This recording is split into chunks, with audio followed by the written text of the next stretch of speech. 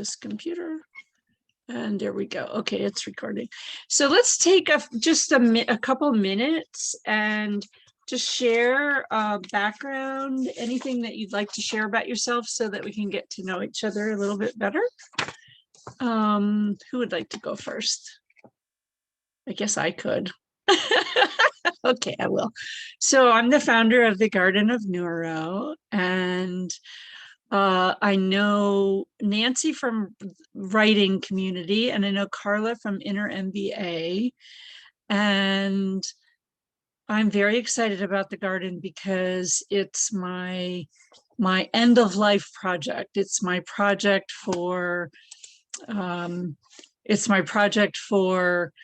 what do you want to do when you grow up, but also what do you want to do after your children leave home and you have time to yourself, and what project do you want to work on. And so that's the garden. And I view it as right now a social media platform for women with deep sharing and deep conversation, and also a way for women to come into their own agency and grow and nurture the lives that they want to create for themselves.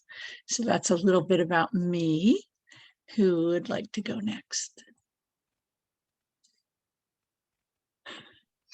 I see Nancy pointing, so I guess that means me. I'm Carla. I'm Brazilian, but I'm right now sitting in Colombia, in Bogota. I met Susan through Inner MBA, and it has been really a huge gift, the learning community that I was assigned to throughout this 9 months of looking deeper into ourselves and into leadership. But for me, it has been way bigger than that. It has really been about reminding myself of how connection is something that is in the core pillar of my life and has always been. How I'm passionate about listening to stories, really learn through sharing. And for me, that's something that has been basically what I've been exposed to life without knowing since I was very young. So the Garden of Neuro for me is the project that I would like to have when I get to that point, because I don't have kids now. I still have a bunch of questions around my head and what to do. And I learned also really around the topic of surrender, and this is one of the books that brought me here today to the book club, is life is so much more intelligent itself than what my preferences want. So find the garden is like, okay, I don't really need to do anything. It's right here. Just join and share and take the most out of it, and bring what you have to show up. So I think it's pretty amazing, and I feel very excited to be here. And I chose the book club as my first meeting to feel a little bit of the community and better understand how to add value and to be of a support in any way that I can, and how I can also ask for support and feel part of a community of women that are I think more and more expanding and believing that we can live life in a different way. So this is a little bit of me. Thank you. That's beautiful. Thank you, Carla. Wow, thank you, Carla. That was nice. Nice to meet you. I find it interesting. So I'm in that, this is not my end. This is one of the first mountains, I guess, or second mountains for me to climb. When we talk about all the mountains in life we have to climb.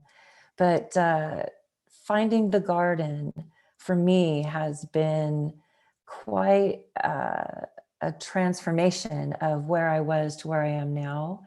Where I was still seeking a lot of answers to some very deep questions. And as I've written through using writing as part of this therapy and getting to know Susan and having her mentorship along this path has been a true blessing for me.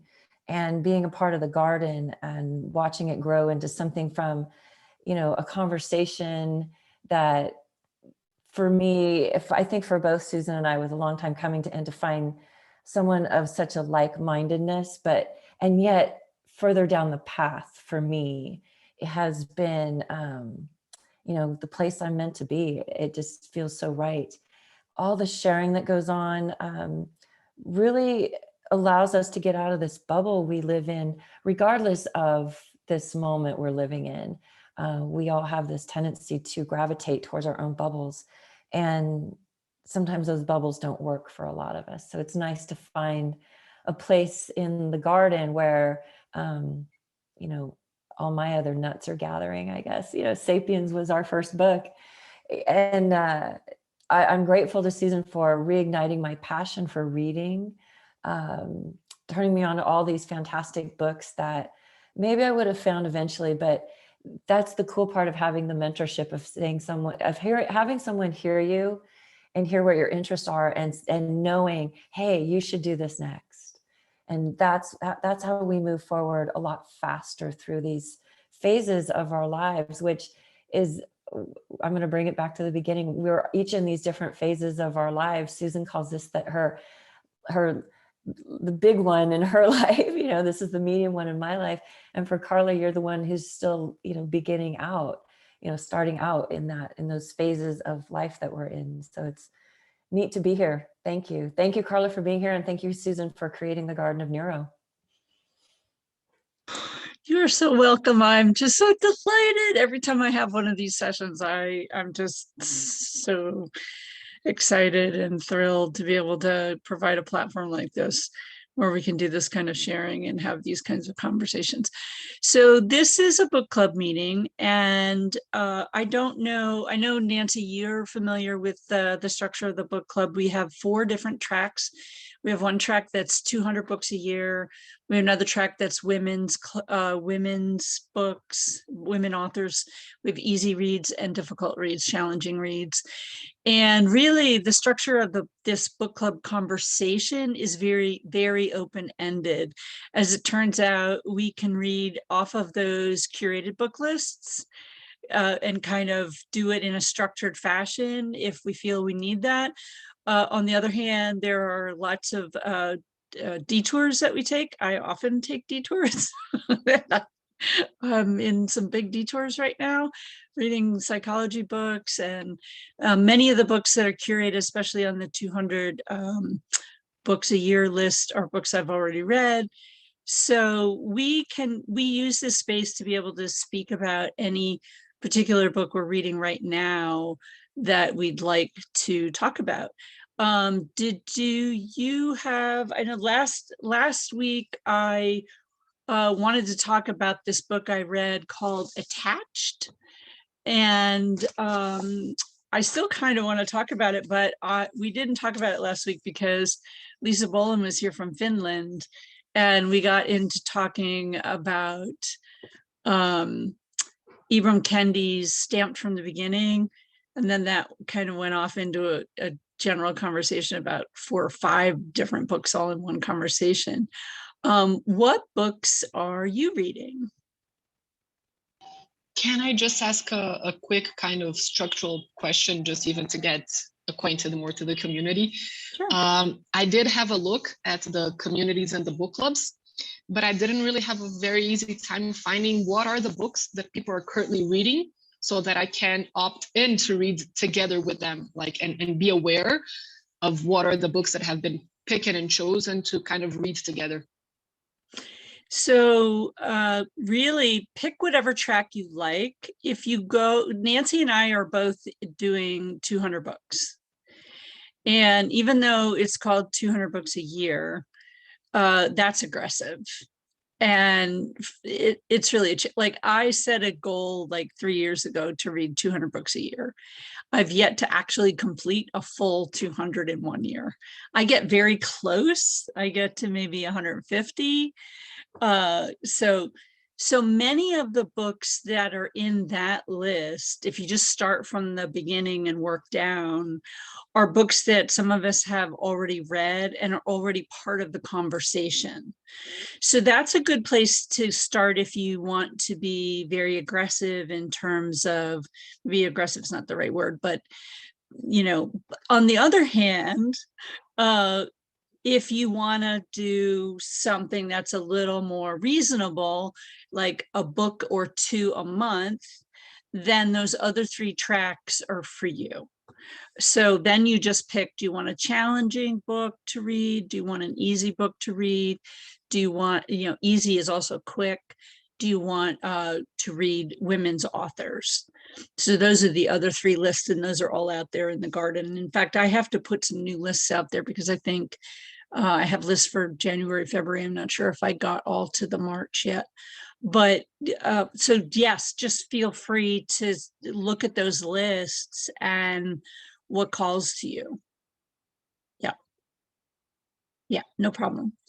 How about you, Nancy? What are you reading right now? Well, I'm not, the problem is I haven't finished anything. I got about 6 going. So I have Untamed by Glennon Doyle happening. I'm about halfway through that. Love that book. I have Listen by Jen Dalton, which is about difficult conversation. So about halfway through that. I'm listening to A Promised Land by Barack Obama. I'm about halfway through that. And then I'm also reading a book it's an unpublished book so far by, her name's Laura Savino, and it's called This is Your Captain Speaking. And she's the first woman pilot to go into commercial airlines and fly all of them. And her Woman book pilot. is Oh, a woman pilot. Woman pilot, yeah. And her book is fascinating. I think she's about my age. She talks about doing some crazy things like going and taking flying lessons without her parents even knowing about it. And I just think of all the crazy things, she's from my era. We used to do stuff like that. I think if my daughter got in an airplane without me knowing about it, I would, all of a sudden have half a gray hair of hair. But her story is fascinating. The things she did, the things they got away with. But her writing style is really good. So it's neat to be immersed into a memoir like that I can relate to on such a level of the daredevilness stuff, not the flying. I'm not a pilot. I think I took one flying lesson and got laughed. I was going to vomit in the coming down part. And I think that's what I said into the, I'm going to vomit now. So not a good moment, but, it's such a good read. I'm really enjoying reading it. So that's what I'm into right now. But I don't have any other books to report on today. I've not caught up on all my book reports. I'm probably about 120 books into the 200 for the year. And you started last year. In like May. So like May 1st-ish was when I started. So I still have some time to catch, maybe 150, we'll see. But I seem to be right now kind of going through a little bit of a lull, so maybe I'll catch up. So I look forward to hear what you're going to share, Carla. I'll jump in, and I think for me it's important to mention that I've been resignifying the whole relationship with reading. So I think also the garden for me is a very blessed place to have arrived exactly right now, because it's a moment of really understanding what reading means for me and what writing means for me. Those are two things that are very strong right now. So for the first time, I've had a Kindle for maybe 8 or 9 years, and I've always refused to read it from the Kindle, like as a thing that I used to say. And at this point, I feel completely in love with it, and has changed completely how I read my books. So I'm currently reading from Kindle. I'm currently reading from physical books, and I have finally given a chance as well for audiobooks, and that has changed also completely. So I just think it's important to share that it's all pretty new, and that I'm really opening myself to reading in many different ways. Having said that, I currently just finished The Wild Woman's Way from Michaela Bohm. Pretty amazing book, very, very interesting. I am at the edge of finishing Untamed. I stopped, like I heard 80% of it, and then I hit a wall. I never came back to it. And just this week, literally yesterday, I came back, and I'm like 30 minutes to finish listening to it. And it was just perfect, the gap that I left in between. Like, it was so important. I went back to Michael Singer. I'm a fan of his. but I had never officially read any of the books. I had seen many courses, but I've never read anything. And I'm really, really deep into reading his Surrender Experiment. It's been really touching me in many different ways. And I think it's one of the books that even brought me here, like to surrender to a book club at this point in my life, when I'm still figuring out what reading is for me. And I guess these are the ones that are really, I would say, resonating right now. So these are the Untamed, Wild Woman's Way, and the Surrender Experiment. And physically, I've just said yes to start reading It's Not Your Money from Tosha Silver with a partner, because I've listened to it, but I've never done the, I don't know if you know about it, but anyway, it's a book that goes through 8 weeks, and it's a practical book that you have actions, I'm going to put it like this, to take within those 8 weeks. And I'm this time committing to do it with a partner so that I can feel more accountable and have like a safe space to share around it. I'm a fan of her as well, so I really enjoy any topic that she brings forward, which is all connected to surrender at the end of the day. What was the name of So the that's book where and I the am. author again? It's Not Your Money, and her name is Tosha Silver. She is also the author of Outrageous Openness, which was a book that started me in this journey when I really started basically reconnecting with myself. Like, I went through a huge heartbreak, and a friend of mine shipped this book to where I was living at that point. And I would say this phase of my journey started with that book from hers. So this is where I am with the reading situation. Beautiful. Would you, so this is my, you'll see, I always take notes in book club because this is my reading journal. This is my book journal of books to read. These are book recommendations come flying at me faster than I can read the books. And I'm glad that you mentioned Audible, because I have found Audible, I really resisted it. And my son used to come out to be in the kitchen, and he'd just come out in the kitchen and go, Audible. And then he would walk back to his room. What is with this kid? And then he'd come out like a couple days later, Audible. And then because he knew my eyes were failing. He knew that it was hard for me to read. And he knew also that I was a reader and that I loved reading. And I was so glad that he kept doing this kind of subliminal thing, because once I picked up Audible, it changed my life, and it made me able to read voraciously again through listening. I could listen washing dishes or going on a walk or, doing just about anything. And it allowed me to open up and expand my mind again, which is so important because, at the point that I stopped reading, which was when I started my career started my corporate career and raising children, there was like no time for reading. I maybe could read 5 pages a night before the book would just slap me in the face, and I got tired of that. So I just stopped reading, and then I got older and my eyes went. Once I started again, I realized, oh my gosh, how much I missed it when I was a kid. When I was little, my face was always stuck in a book. They called me the bookworm. And it was the saving grace for me too, in places where there was trauma. The books that I read allowed me to, they were my favorite escape, and how people crafted their words. And I think it's also was the influence that caused me to become a writer and a poet now. So I'm just so happy that you mentioned that.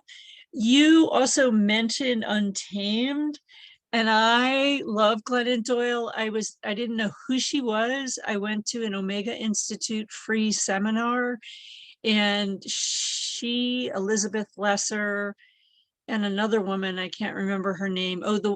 Cassandra Speaks is Elizabeth Lesser's book. And they were talking, it was 3 women authors, and they were talking about their books. And that's how I was introduced to Untamed. And it was so not what I expected, but I loved every second of it because I felt like it was her story of her escape from patriarchy. And even though she, well, I don't want to say even though, that's not really not right. She wound up still having a good relationship with her husband, and falling in love with a woman, and being with, taking her children and being with this woman who she adored, who she loved. And I felt like her journey in escaping patriarchy could have ended in any of a number of ways. It's the way it ended is the way she ended up. And it's just this glorious story of like personal awareness and redemption, and coming out of the box that patriarchy puts us into and says you must have these roles, this is what you must do. And her ability to sit with all the depth of her emotion and just be in that, in love with herself and her family and her wife. Oh my gosh, what a great story. Love it. I'll add something to that. I think there was one very strong moment from the book for me, which was the part that she was telling the story of being in the forest, and she talks about the touch tree. And I was listening to that while I was actually in a long hike, and it just hit me because I was working with so Nancy, within our inner MBA, we worked with a concept called immunity to change map, where you had to choose something that you really wanted to improve in your life, like from deep, deep inside. And the thing I chose to work on was to really start trusting myself, like from a deep sense of it. And when I was listening to the book and to that part, for me, it just really hit very hard. And what does it mean to become my own touch tree? What does it mean to become rooted in myself and not be looking for something that's gonna sustain me from the outside?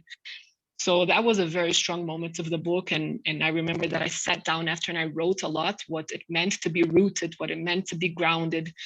I've always been passionate about trees, and it just like expanded even more my feeling of this connection with nature and being rooted and flourishing from within, literally from your own roots. So that was one of the things that I thought that she shared that was very powerful from her story. Another one that has been interesting for me to notice my reaction when I listen to her is when she talks about depression, and when she talks about anxiety and her relationship with medicine.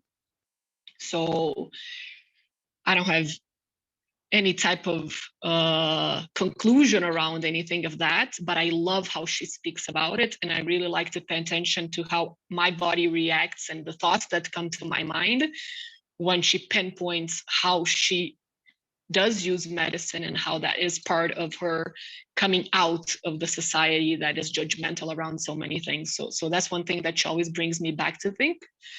And the third one that's for some reason is what I experience when I get into groups like this with women, is that I do believe we have walked a long path to not connect more on who is doing worse than the other. Like I really felt that was a thing back then, that for women to be together, it was to talk about everything that was worse. And it was almost a competition of who's doing worse, like who has more problems, who has the kid that has more challenges. And I feel more and more the groups that I enter of women is of women that are celebrating because we're doing good, and because we're feeling happy, and because we're liberating ourselves from traumas. So I really love when she points out, I think she commented that in a book show she did, one of her readers said that she was having a hard time to connect with her because she wasn't that suffering anymore. And she's like, wow, it's really tangible to notice the shift when you start belonging through ups, which is very different than belonging because we're connecting in the, sorry for the word, the shitty moments. So that also was something that really touched me, and that I deeply value in these women communities I have been drawn to. Life has been very amazing to just give me the option of being part of is that we can celebrate each other. So that's super special. Did you want to add anything, Nancy?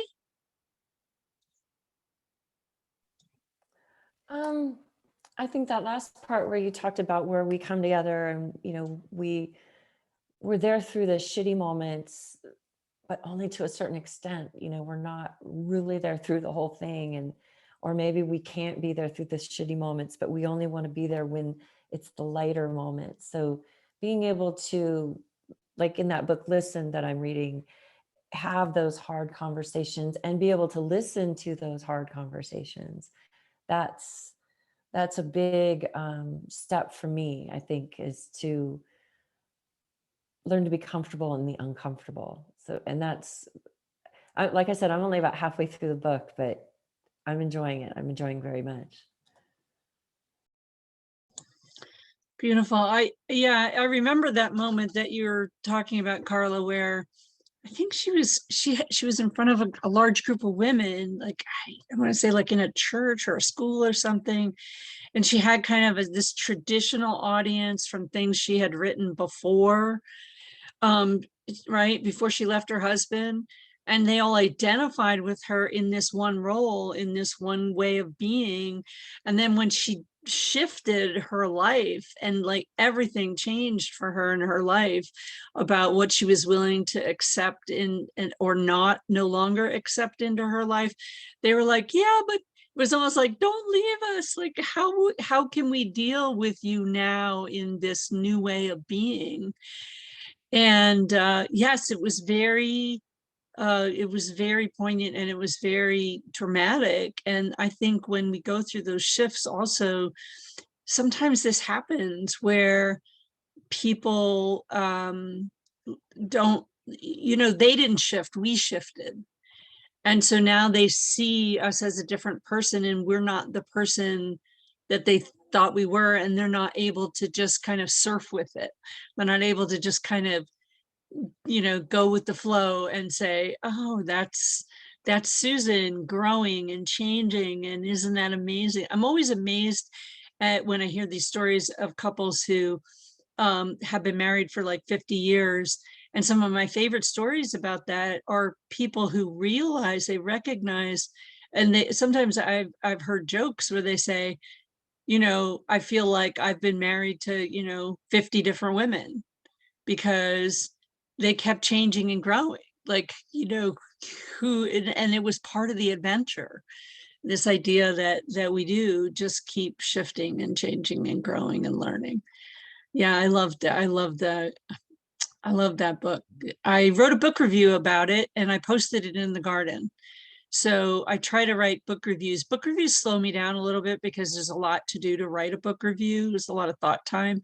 And it's like, well, if I'm writing a book review, I'm not reading the book. So I'd rather like read the books, but I do have some book reviews. I think I have 7 written already for this year, and I'll do more. Okay, I will really want to talk about this book, Attached, because before it gets too far away from my memory. And so the subtitle on this book is called, and it's not in any of the book lists, by the way, it's one of my rabbit holes that I climbed into. It says, The New Science of Adult Attachment and How It Can Help You Find and Keep Love. It's kind of an issue for me because I don't have a really good track record with relationships. I've been married 3 times, and I've had lots of other relationships. I always say, then you should have been a movie star. I know. I used to joke. I used to say, I'm going for, Elizabeth Taylor's record. But it's a joke, really. It's not really a goal. What's interesting about it is this is actually like the handout PDF, and in Audible, when I downloaded it, of course, I listened to it, and then there's a way to the PDFs come along with Audible. And I don't know if you've noticed, Carla, but at least my Kindle, I don't know if you have an older Kindle. I just got my Kindle last year. I can do audiobooks on my Kindle too. So some of the newer Kindles have an audio function, which is kind of nice. So you can listen and read along at the same time. So I just got little JBL earbuds, and I'll put those in, and I can use those with the Kindle as well. But what's significant, what's mostly significant about this book is the fact that, you know, you've heard a lot about this, theory about how people, yes, I will do that, Nancy. I'll send you a link for earbuds. You've heard this theory about, what is it? It's not called over-attaching. It's used primarily in addictions, like if you have relationships addictions or you have addictions, the whole idea of having an addictive personality, the thing that makes you addictive towards, you know, alcohol or drugs can also make you addictive towards relationship work. And this group of people that have been studying this new thing called attachment theory, basically what they look at is what happens when a child is very young, when they're an infant and becoming a toddler, and how do their parents treat them as the child is going through their period of really being needy, really needing their parents. You know, do the parents give them a lot of love and cuddling and reassurance? Do they subscribe to this old theory that was like, well, you know, put them in their crib and let them cry because you'll spoil them if you hold them too much. That's a bad thing. So that's one strategy.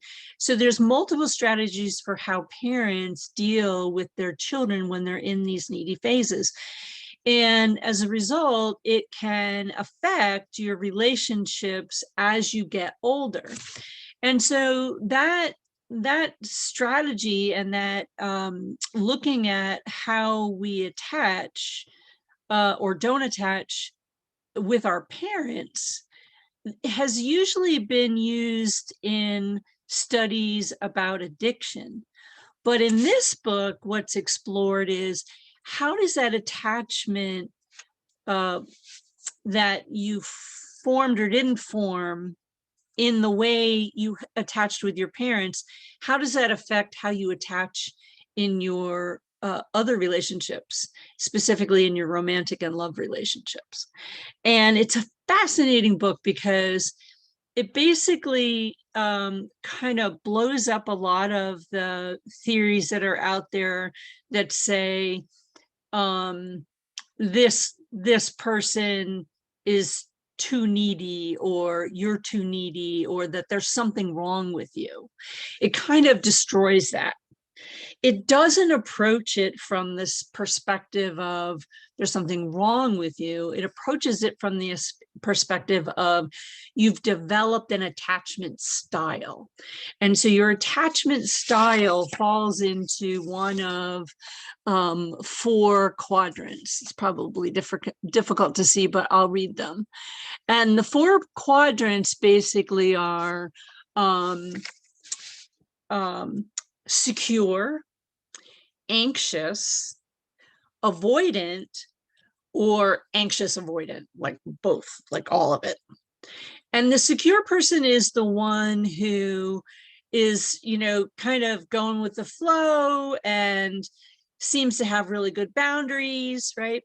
The anxious person, you can think of like the child who maybe they were you know, left with the daycare, left with the caretaker, and they were always really nervous when the parent left, and they got no consolation. And so as a result, they developed this very anxious style of thinking, when are they going to come back? Are they going to come back? The avoidant has a personality, basically an attachment personality, that says, I'm not going to share.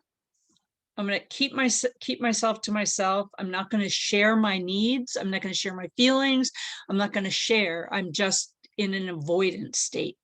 And each one of these states in the book, they talk about what it is that led the person to become, to have that kind of an attachment strategy.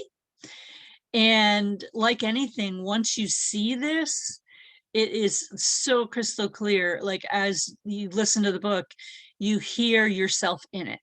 And you also are able to clearly identify your partner's attachment strategies. And then they go on to talk about, well, what works and what doesn't work when you pair like a secure with an anxious, a secure with a, right? And what are the numbers? Like there's more anxious people than there are secure people.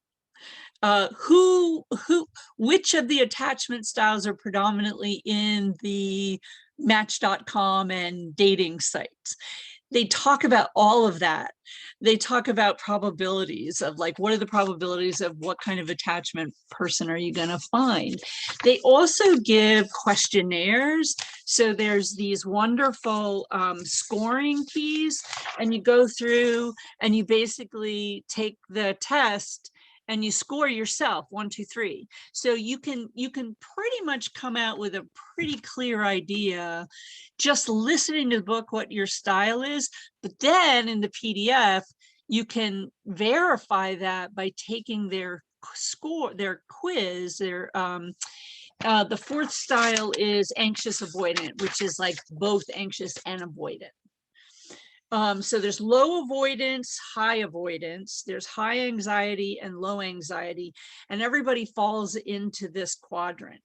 And I like it a lot because it has kind of a holistic approach, as opposed to, you know, like the Enneagram or Myers-Briggs or any of these other things that kind of just pull you apart into pieces.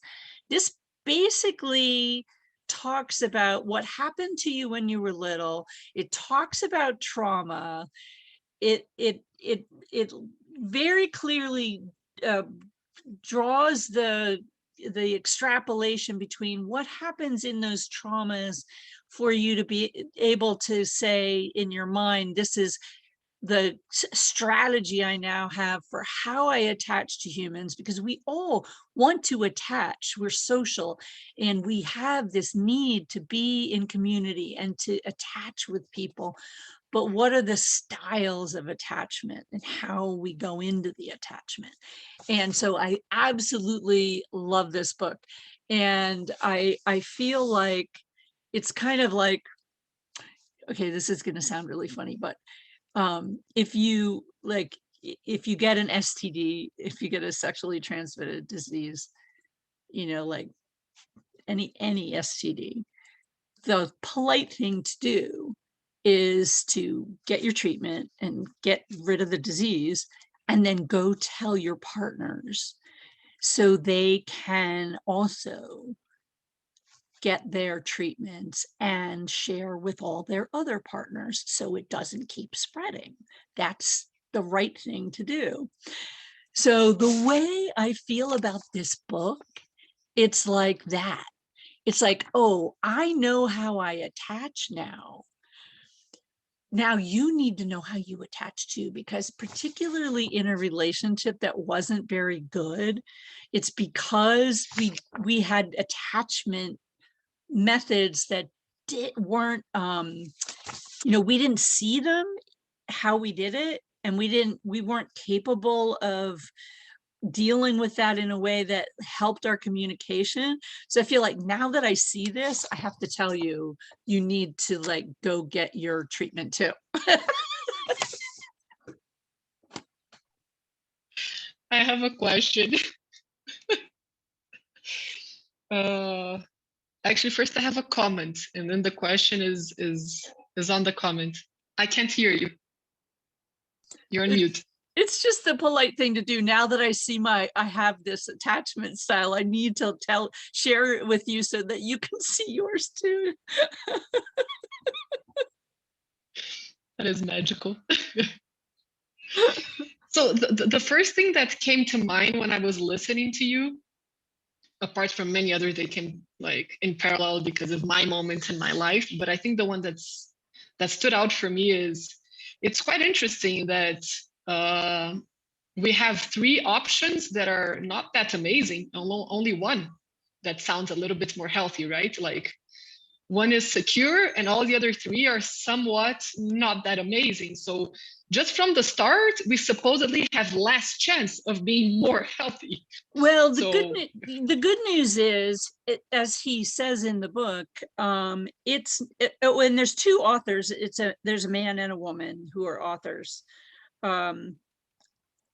He does say in the book that any one of these attachment styles, you totally have great hope for having great relationships if you know what your attachment style is. If you know that you're avoidant and your partner knows you're avoidant, then you both know that, oh, they're not a talker, and so I have to do more talking, right? amazing. Or I have to help draw them out, right? So there's this healing that can happen. And he does say that if you're one of these other attachment styles, you can become secure. And the best is, if you find two secure people, that's great. One secure in a partnership with any of these others is great. But if you get an avoidant and an anxious together, there's a lot of possibilities for misunderstandings. But if the two know their styles, then they have a framework to work in. Amazing. That was going to be my question. Yes. Is the book being written from a perspective of becoming self-aware and digging deep into who you are, which that for me is one way of approaching. I'm going to put it all like this because it's all very limited in language, but which is different than needing to work on yourself if you're one of those three to become secure. Yeah, and I think so that's where I was. Yeah, he leaves it with, you can become secure. Anyone can become secure. And the way you do that is by first identifying your attachments, and you can do this in place in a relationship you're in. You both go through the attachment thing, the analysis, and you both look at your own attachment style. And now there's an opportunity to have these conversations about that. It's like, oh yeah, I recognize myself that when this happens, I shut down, or when this happens, I get really nervous about this. And it all roots back to, this is the attachment style that, I developed from the time I was a little child. And in having those conversations and looking at that really carefully, we have the capability to become more secure and more secure in the relationship as well. Amazing. And so he does give also examples of, these are the kinds of things that you could do if you're anxious. These are the things that are uncomfortable, but these are the things you could do. If you're avoidant, these are the things that make you uncomfortable. These are the things you could do. And I think this book ties in really beautifully with the book, The Body Keeps the Score. I don't know if you've read that, but it's on our 200 books list. It's like a must read because it's all about trauma, and it's all about unpacking trauma. And when you read this book attached, you realize that it's really confirmation. The fact that there's this one secure quadrant and all these other ones are kind of like, yeah, they're not really secure because, there was some trauma, even just some little level of trauma. It doesn't have to be this monumental trauma. It can be traumatic for a little child who gets left behind by a parent or put in a crib to cry and cry and cry. And the parent believed that was good for them. It's not good for them. It's never good for them. but that was kind of, there was this popular psychology back in the day, like in the 40s and 50s. I'd say like from the, early 1900s all the way up through the 1950s. And my mother had that strategy too. I saw her do it in practice, where you put the child away in a playpen or in a crib, and you just let them cry their stress out. That's traumatic. And so I recognize myself in this book because I know I don't have a secure style. But there's hope. So in the book, The Body Keeps the Score, he talks about the statistics that show how many people across the planet have any level of trauma, even a low level like this. And this attached book confirms basically his statistics. It's good stuff. And you said you're listening to that book, and then you downloaded the PDF of it? So I got it on Audible. I listened to the whole thing. And then in Audible, so I've just found this out. I didn't realize it, but when you go into Audible, there's let's see if I can see it on here and maybe show it to you, but at least I can tell you about it. And this is new. I think it might be new, maybe with a new download or updated version of it. If I go into the book, at On the your phone or on your? on my phone, I'm on my phone. So Okay. I have the thing on Audible. There's like 3 dots up here, Mhm. right next to the headphone thing. And if I click on that, there is a whole lot of options of things I can do. And one of them is accompanying PDF. So I just went to that accompanying PDF. I downloaded, because they refer to it in the book. I downloaded it and printed it to my printer. And that is the questionnaire that they talk about all through the book. How cool is that? So I recommend it. I think it's a must read. And I think it has the potential to help a lot of people in relationships. Yeah. So what else do we have? Anybody else have something to share? I just took up a lot of space sharing about that book.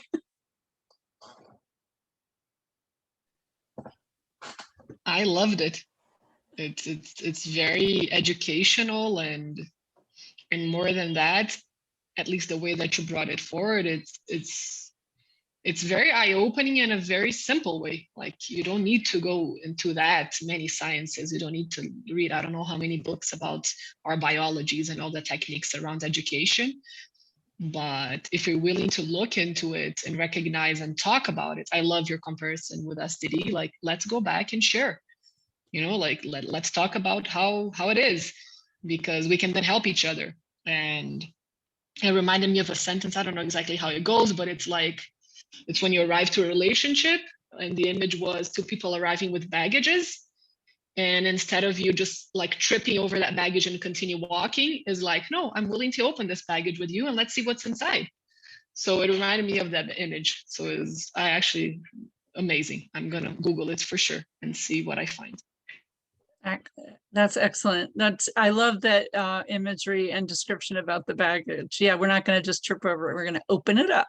We're going to open it up, and we're going to look. What's in your baggage? What's in my baggage? Let's take a look. Oh, look what we found. Oh, this is interesting. I love that.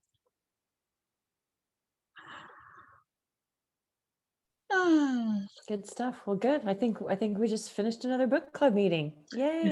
Yes, we did. So I appreciate you both so much for being here and all the sharing. And I look forward to doing this again next week. And I'll have a new book, and hopefully we'll all have, and we never know who's going to be here. It's different every time. And I'm happy to finally get we do record these to get the story out about attached. We do record these, and we do put the recordings into the garden under the book club discussions. And so you can find them there in the garden. You can also search for anything that has been recorded in the past in the search bar there at the top of the garden. So thank you so much for attending, and I'm going to stop recording now.